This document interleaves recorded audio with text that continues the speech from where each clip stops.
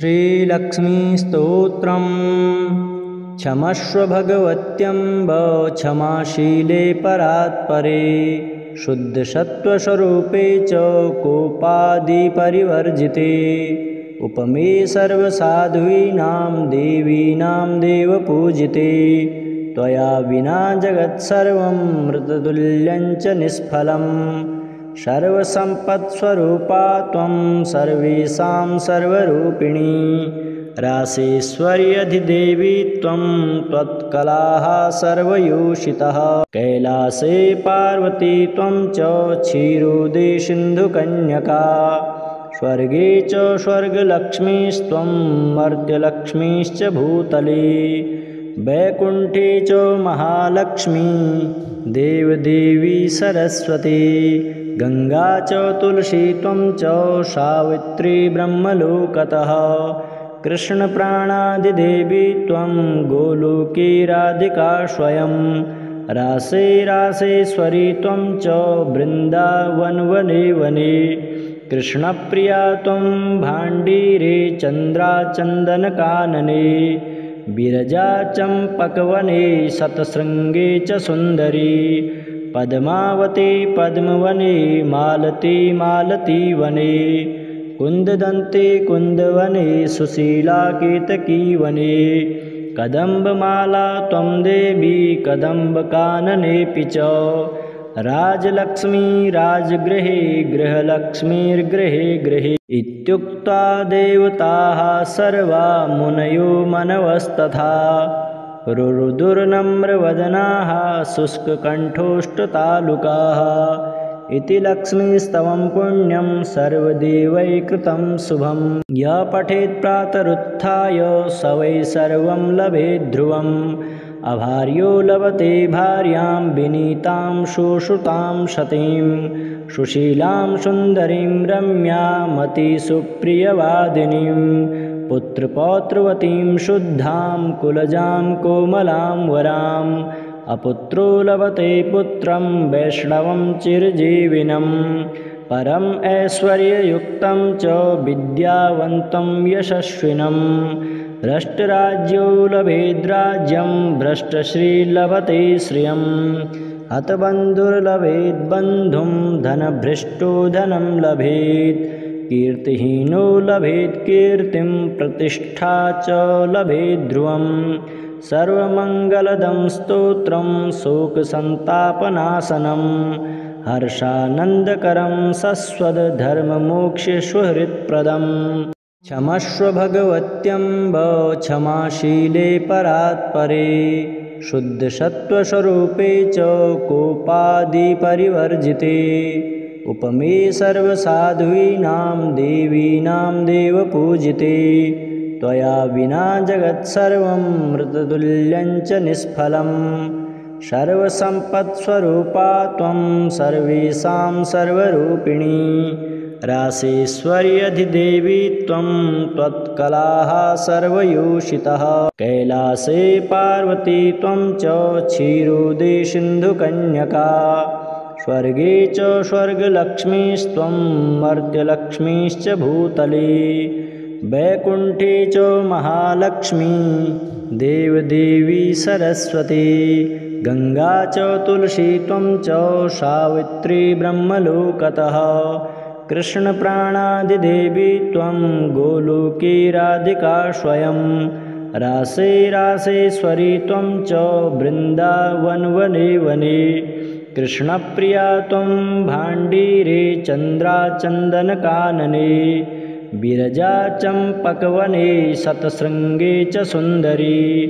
पद्मावती पद्मवने मालती मालतीवने, कुन्ददन्ते कुन्दवने सुशीला केतकी वने, कदम्बमाला त्वं देवी कदम्बकाननेऽपि च, राजलक्ष्मी राजगृहे गृहलक्ष्मीर्गृहे गृहे। इत्युक्त्वा देवताः सर्वा मुनयो मनवस्तथा, रुरुदुर्नम्रवदनाः शुष्ककण्ठोष्ठतालुकाः, इति लक्ष्मीस्तवं पुण्यं सर्वदेवैकृतं शुभं। यः पठेत् प्रातरुत्थाय स वै सर्वं लभेत् ध्रुवम्, अभार्यो लभते भार्यां विनीतां सुश्रुतां सतीं सुशीलां सुन्दरीं रम्यामतिसुप्रियवादिनीं पुत्रपौत्रवतीं शुद्धां कुलजां कोमलां वराम् अपुत्रो लभते पुत्रं वैष्णवं चिरजीविनं परम् ऐश्वर्ययुक्तं च विद्यावन्तं यशस्विनं भ्रष्टराज्यो लभेद्राज्यं भ्रष्टश्रीर्लभते श्रियं हतबन्धुर्लभेद्बन्धुं धनभ्रष्टो धनं लभेत् कीर्तिहीनो लभेत् कीर्तिं प्रतिष्ठा च लभेत् ध्रुवं सर्वमङ्गलदं स्तोत्रं शोकसन्तापनाशनं हर्षानन्दकरं सस्वधर्ममोक्षसुहृत्प्रदम् क्षमस्व भगवत्यम्ब क्षमाशीले परात्परे शुद्धसत्त्वस्वरूपे च कोपादिपरिवर्जिते उपमे सर्वसाधूनां देवीनां देवपूजिते त्वया विना जगत्सर्वं मृततुल्यं च निष्फलं सर्वसम्पत्स्वरूपा त्वं सर्वेषां सर्वरूपिणी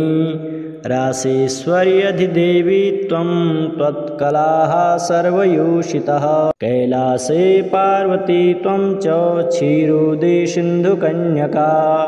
स्वर्गे च स्वर्गलक्ष्मीस्त्वं मर्त्यलक्ष्मीश्च भूतले वैकुण्ठे च महालक्ष्मी देवदेवी सरस्वती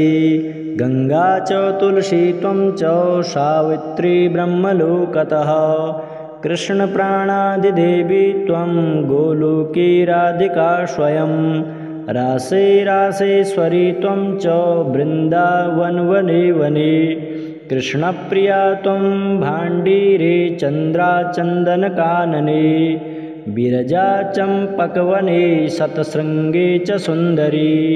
पद्मावती पद्मवने मालती मालतीवने कुन्ददन्ते कुन्दवने सुशीला केतकीवने कदम्बमाला त्वं देवी कदम्बकाननेऽपि च राजलक्ष्मी राजगृहे गृहलक्ष्मीर्गृहे गृहे इत्युक्त्वा देवताः सर्वा मुनयो मनवस्तथा रुरुदुर्नम्रवदनाः शुष्ककण्ठोष्ठतालुकाः इति लक्ष्मीस्तवं पुण्यं सर्वदेवैकृतं शुभं यः पठेत् प्रातरुत्थाय स वै सर्वं लभेत् ध्रुवम् अभार्यो लभते भार्यां विनीतां सुश्रुतां सतीं सुशीलां सुन्दरीं रम्यामतिसुप्रियवादिनीं पुत्रपौत्रवतीं शुद्धां कुलजां कोमलां वराम् अपुत्रो लभते पुत्रं वैष्णवं चिरजीविनं परम् ऐश्वर्ययुक्तं च विद्यावन्तं यशस्विनं भ्रष्टराज्यो लभेद्राज्यं भ्रष्टश्रीर्लभते श्रियं हतबन्धुर्लभेद्बन्धुं धनभ्रष्टो धनं लभेत् कीर्तिहीनो लभेत् कीर्तिं प्रतिष्ठा च लभेत् ध्रुवं सर्वमङ्गलदं स्तोत्रं शोकसन्तापनाशनं हर्षानन्दकरं सस्वधर्ममोक्षसुहृत्प्रदम् क्षमस्व भगवत्यम्ब क्षमाशीले परात्परे शुद्धसत्त्वस्वरूपे च कोपादिपरिवर्जिते उपमे सर्वसाधूनां देवीनां देवपूजिते त्वया विना जगत्सर्वं मृततुल्यं च निष्फलं सर्वसम्पत्स्वरूपा त्वं सर्वेषां सर्वरूपिणी रासेश्वर्यधिदेवी त्वं त्वत्कलाः सर्वयोषितः कैलासे पार्वती त्वं च क्षीरोदे सिन्धुकन्यका स्वर्गे च स्वर्गलक्ष्मीस्त्वं मर्त्यलक्ष्मीश्च भूतले वैकुण्ठे च महालक्ष्मी देवदेवी सरस्वती गङ्गा च तुलसी त्वं च सावित्री ब्रह्मलोकतः कृष्णप्राणादिदेवी त्वं गोलोके राधिका स्वयं रासे रासेश्वरी त्वं च वृन्दावनवने वने कृष्णप्रिया त्वं भाण्डीरे चन्द्राचन्दनकानने विरजा चम्पकवने शतशृङ्गे च सुन्दरी पद्मावती पद्मवने मालती मालतीवने कुन्ददन्ते कुन्दवने सुशीला केतकीवने कदम्बमाला त्वं देवी कदम्बकाननेऽपि च राजलक्ष्मी राजगृहे गृहलक्ष्मीर्गृहे गृहे इत्युक्त्वा देवताः सर्वा मुनयो मनवस्तथा रुरुदुर्नम्रवदनाः शुष्ककण्ठोष्ठतालुकाः इति लक्ष्मीस्तवं पुण्यं सर्वदेवैकृतं शुभं यः पठेत् प्रातरुत्थाय स वै सर्वं लभेत् ध्रुवम् अभार्यो लभते भार्यां विनीतां शुश्रुतां सतीं सुशीलां सुन्दरीं रम्यामतिसुप्रियवादिनीं पुत्रपौत्रवतीं शुद्धां कुलजां कोमलां वराम् अपुत्रो लभते पुत्रं वैष्णवं चिरजीविनं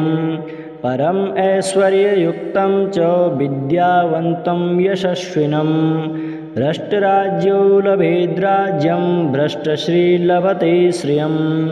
हतबन्धुर्लभेद्बन्धुं धनभ्रष्टो धनं लभेत् कीर्तिहीनो लभेत् कीर्तिं प्रतिष्ठा च लभेत् ध्रुवम् सर्वमङ्गलदं स्तोत्रं शोकसन्तापनाशनं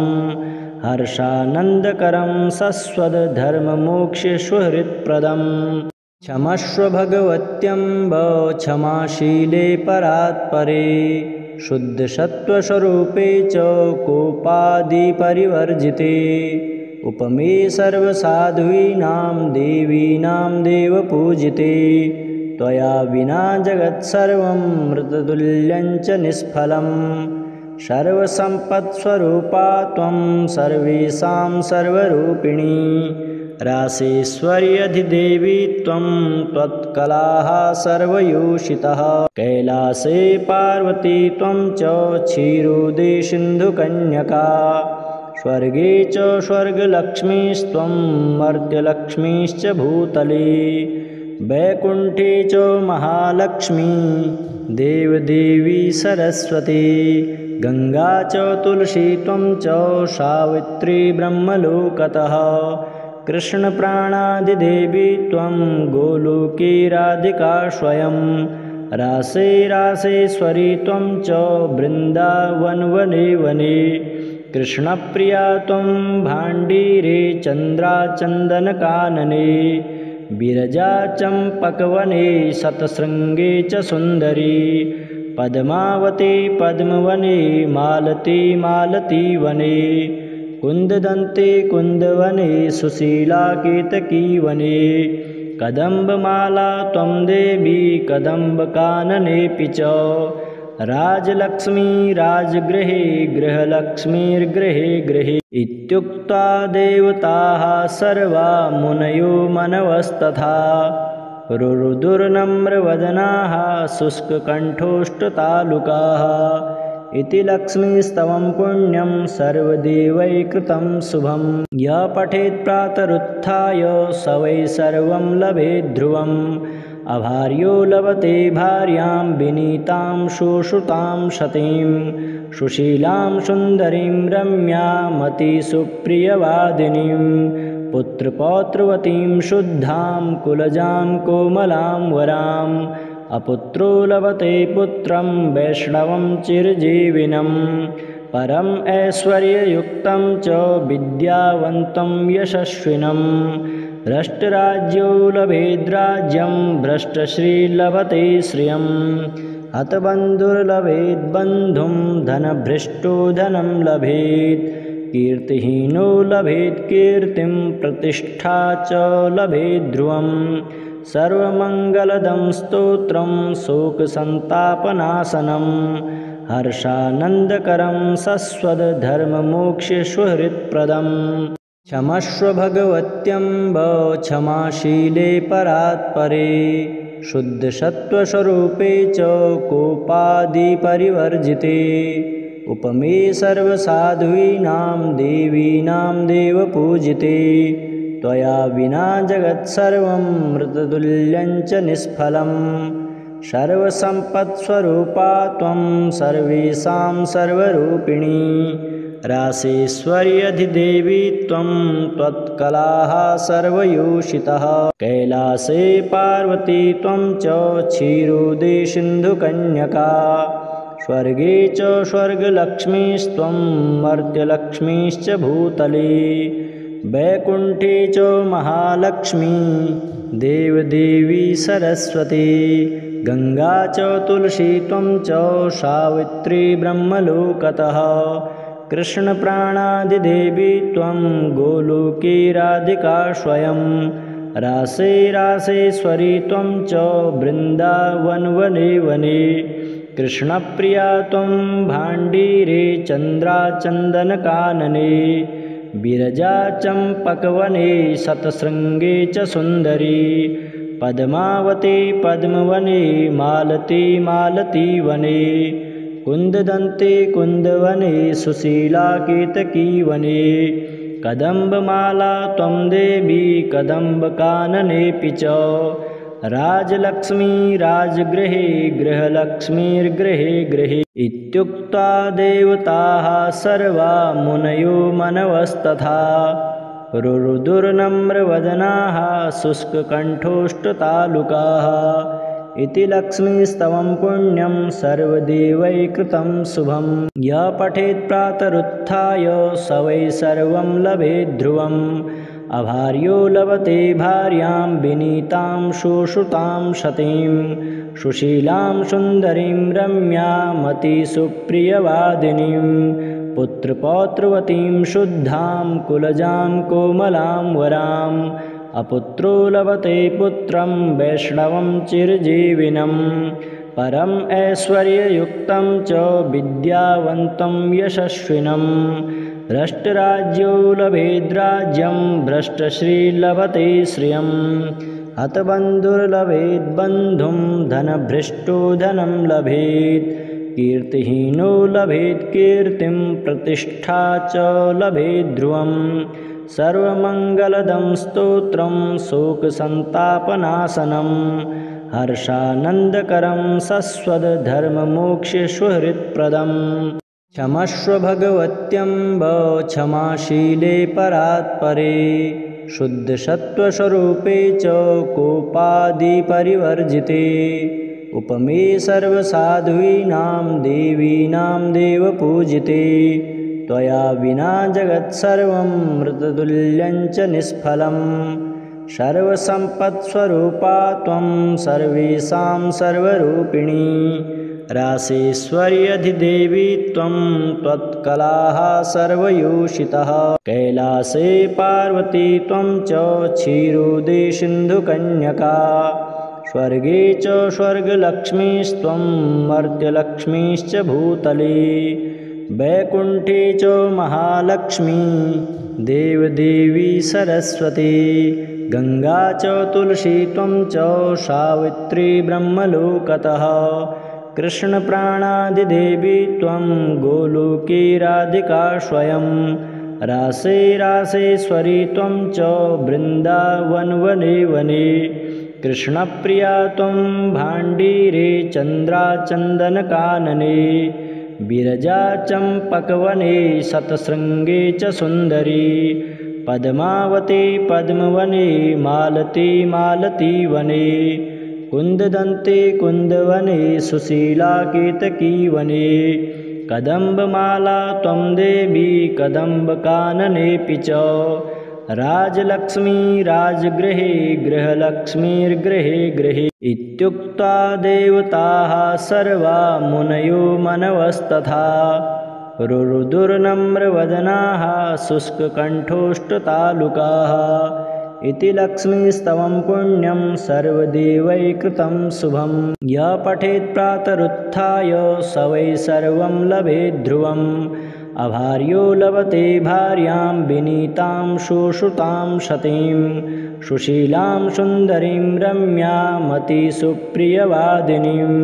पुत्रपौत्रवतीं शुद्धां कुलजां कोमलां वराम् अपुत्रो लभते पुत्रं वैष्णवं चिरजीविनं परम् ऐश्वर्ययुक्तं च विद्यावन्तं यशस्विनं भ्रष्टराज्यो लभेद्राज्यं भ्रष्टश्रीर्लभते श्रियं हतबन्धुर्लभेद्बन्धुं धनभ्रष्टो धनं लभेत् कीर्तिहीनो लभेत् कीर्तिं प्रतिष्ठा च लभेत् ध्रुवं सर्वमङ्गलदं स्तोत्रं शोकसन्तापनाशनं हर्षानन्दकरं सस्वधर्ममोक्षेष्वहृत्प्रदम् क्षमस्व भगवत्यम्ब क्षमाशीले परात्परे शुद्धसत्त्वस्वरूपे च कोपादिपरिवर्जिते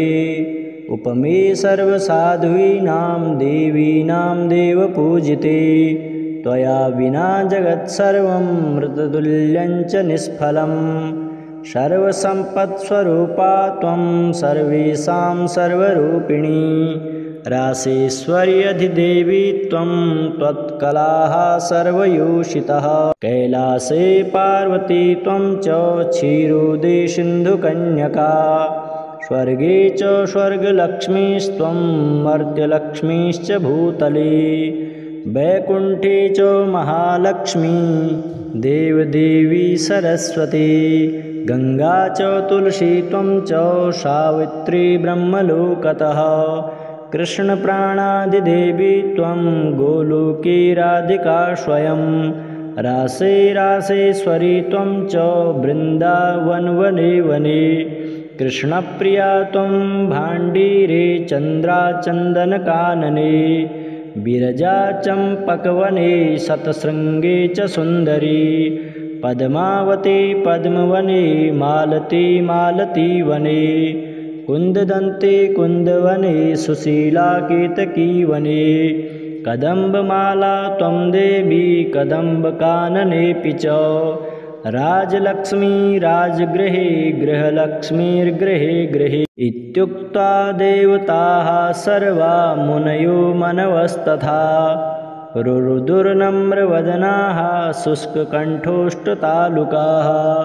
इति लक्ष्मीस्तवं पुण्यं सर्वदेवैकृतं शुभं यः पठेत् प्रातरुत्थाय स वै सर्वं लभेत् ध्रुवम् अभार्यो लभते भार्यां विनीतां सुश्रुतां सतीं सुशीलां सुन्दरीं रम्यामतिसुप्रियवादिनीं पुत्रपौत्रवतीं शुद्धां कुलजां कोमलां वराम् अपुत्रो लभते पुत्रं वैष्णवं चिरजीविनं परम् ऐश्वर्ययुक्तं च विद्यावन्तं यशस्विनं भ्रष्टराज्यो लभेद्राज्यं भ्रष्टश्रीर्लभते श्रियं हतबन्धुर्लभेद्बन्धुं धनभ्रष्टो धनं लभेत् कीर्तिहीनो लभेत् कीर्तिं प्रतिष्ठा च लभेत् ध्रुवं सर्वमङ्गलदं स्तोत्रं शोकसन्तापनाशनं हर्षानन्दकरं सस्वधर्ममोक्षेष्वहृत्प्रदम् क्षमस्व भगवत्यम्ब क्षमाशीले परात्परे शुद्धसत्त्वस्वरूपे च कोपादिपरिवर्जिते उपमे सर्वसाध्वीनां देवीनां देवपूजिते त्वया विना जगत्सर्वं मृततुल्यञ्च निष्फलं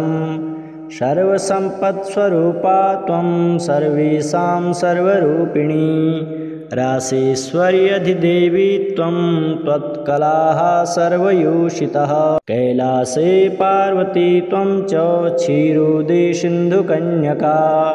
स्वर्गे च स्वर्गलक्ष्मीस्त्वं मर्त्यलक्ष्मीश्च भूतले वैकुण्ठे च महालक्ष्मी देवदेवी सरस्वती गङ्गा च तुलसी त्वं च सावित्री ब्रह्मलोकतः कृष्णप्राणादिदेवी त्वं गोलोके राधिका स्वयं रासे रासेश्वरी त्वं च वृन्दावनवने वने कृष्णप्रिया त्वं भाण्डीरे चन्द्राचन्दनकानने विरजा चम्पकवने शतशृङ्गे च सुन्दरी पद्मावती पद्मवने मालती मालतीवने कुन्ददन्ते कुन्दवने सुशीला केतकी वने कदम्बमाला त्वं देवी कदम्बकाननेऽपि च राजलक्ष्मी राजगृहे गृहलक्ष्मीर्गृहे गृहे इत्युक्त्वा देवताः सर्वा मुनयो मनवस्तथा रुरुदुर्नम्रवदनाः शुष्ककण्ठोष्ठतालुकाः इति लक्ष्मीस्तवं पुण्यं सर्वदेवैः कृतं शुभं यः पठेत् प्रातरुत्थाय स वै सर्वं लभेत् ध्रुवम् अभार्यो लभते भार्यां विनीतां शुश्रुतां सतीं सुशीलां सुन्दरीं रम्यामतिसुप्रियवादिनीं पुत्रपौत्रवतीं शुद्धां कुलजां कोमलां वराम् अपुत्रो लभते पुत्रं वैष्णवं चिरजीविनं परम् ऐश्वर्ययुक्तं च विद्यावन्तं यशस्विनं भ्रष्टराज्यो लभेद्राज्यं भ्रष्टश्रीर्लभते श्रियं हतबन्धुर्लभेत् बन्धुं धनभ्रष्टो धनं लभेत् कीर्तिहीनो लभेत् कीर्तिं प्रतिष्ठा च लभेत् ध्रुवम् सर्वमङ्गलदं स्तोत्रं शोकसन्तापनाशनं हर्षानन्दकरं शश्वतधर्ममोक्षसुहृत्प्रदम् क्षमस्व भगवत्यम्ब क्षमाशीले परात्परे शुद्धसत्त्वस्वरूपे च कोपादिपरिवर्जिते उपमे सर्वसाध्वीनां देवीनां देवपूजिते त्वया विना जगत्सर्वं मृततुल्यञ्च निष्फलम् सर्वसम्पत्स्वरूपा त्वं सर्वेषां सर्वरूपिणी रासेश्वर्यधिदेवी त्वं त्वत्कलाः सर्वयोषितः कैलासे पार्वती त्वं च क्षीरोदे सिन्धुकन्यका स्वर्गे च स्वर्गलक्ष्मीस्त्वं मर्त्यलक्ष्मीश्च भूतले वैकुण्ठे च महालक्ष्मी देवदेवी सरस्वती गङ्गा च तुलसी त्वं च सावित्री ब्रह्मलोकतः कृष्णप्राणादिदेवी त्वं गोलोके राधिका स्वयं रासे रासेश्वरी त्वं च वृन्दावनवने वने कृष्णप्रिया त्वं भाण्डीरे चन्द्राचन्दनकानने विरजा चम्पकवने शतशृङ्गे च सुन्दरी पद्मावती पद्मवने मालती मालतीवने कुन्ददन्ते कुन्दवने सुशीला केतकी वने कदम्बमाला त्वं देवी कदम्बकाननेऽपि च राजलक्ष्मी राजगृहे गृहलक्ष्मीर्गृहे गृहे इत्युक्त्वा देवताः सर्वा मुनयो मनवस्तथा रुरुदुर्नम्रवदनाः शुष्ककण्ठोष्ठतालुकाः इति लक्ष्मीस्तवं पुण्यं सर्वदेवैः कृतं शुभं यः पठेत् प्रातरुत्थाय स वै सर्वं लभेत् ध्रुवम् अभार्यो लभते भार्यां विनीतां शुश्रुतां सतीं सुशीलां सुन्दरीं रम्यामतिसुप्रियवादिनीं पुत्रपौत्रवतीं शुद्धां कुलजां कोमलां वराम् अपुत्रो लभते पुत्रं वैष्णवं चिरजीविनं परम् ऐश्वर्ययुक्तं च विद्यावन्तं यशस्विनं भ्रष्टराज्यो लभेद्राज्यं भ्रष्टश्रीर्लभते श्रियं हतबन्धुर्लभेत् बन्धुं धनभ्रष्टो धनं लभेत् कीर्तिहीनो लभेत् कीर्तिं प्रतिष्ठा च लभेत् ध्रुवम् सर्वमङ्गलदं स्तोत्रं शोकसन्तापनाशनं हर्षानन्दकरं शश्वतधर्ममोक्षसुहृत्प्रदम् क्षमस्व भगवत्यम्ब क्षमाशीले परात्परे शुद्धसत्त्वस्वरूपे च कोपादिपरिवर्जिते उपमे सर्वसाध्वीनां देवीनां देवपूजिते त्वया विना जगत्सर्वं मृततुल्यञ्च निष्फलं सर्वसम्पत्स्वरूपा त्वं सर्वेषां सर्वरूपिणी रासेश्वर्यधिदेवी त्वं त्वत्कलाः सर्वयोषितः कैलासे पार्वती त्वं च क्षीरोदे सिन्धुकन्यका स्वर्गे च स्वर्गलक्ष्मीस्त्वं मर्त्यलक्ष्मीश्च भूतले वैकुण्ठे च महालक्ष्मी देवदेवी सरस्वती गङ्गा च तुलसी त्वं च सावित्री ब्रह्मलोकतः कृष्णप्राणादिदेवी त्वं गोलोके राधिका स्वयं रासे रासेश्वरी त्वं च वृन्दावनवने वने कृष्णप्रिया त्वं भाण्डीरे चन्द्राचन्दनकानने विरजा चम्पकवने शतशृङ्गे च सुन्दरी पद्मावती पद्मवने मालती मालतीवने कुन्ददन्ते कुन्दवने सुशीला केतकीवने कदम्बमाला त्वं देवी कदम्बकाननेऽपि च राजलक्ष्मी राजगृहे गृहलक्ष्मीर्गृहे गृहे इत्युक्त्वा देवताः सर्वा मुनयो मनवस्तथा रुरुदुर्नम्रवदनाः शुष्ककण्ठोष्ठतालुकाः इति लक्ष्मीस्तवं पुण्यं सर्वदेवैकृतं शुभं यः पठेत् प्रातरुत्थाय स वै सर्वं लभेत् ध्रुवम् अभार्यो लभते भार्यां विनीतां सुश्रुतां सतीं सुशीलां सुन्दरीं रम्यामतिसुप्रियवादिनीं पुत्रपौत्रवतीं शुद्धां कुलजां कोमलां वराम् अपुत्रो लभते पुत्रं वैष्णवं चिरजीविनं परम् ऐश्वर्ययुक्तं च विद्यावन्तं यशस्विनं भ्रष्टराज्यो लभेद्राज्यं भ्रष्टश्रीर्लभते श्रियं हतबन्धुर्लभेत् बन्धुं धनभ्रष्टो धनं लभेत् कीर्तिहीनो लभेत् कीर्तिं प्रतिष्ठा च लभेत् ध्रुवम् सर्वमङ्गलदं स्तोत्रं शोकसन्तापनाशनं हर्षानन्दकरं शश्वत् धर्ममोक्षसुहृत्प्रदम्।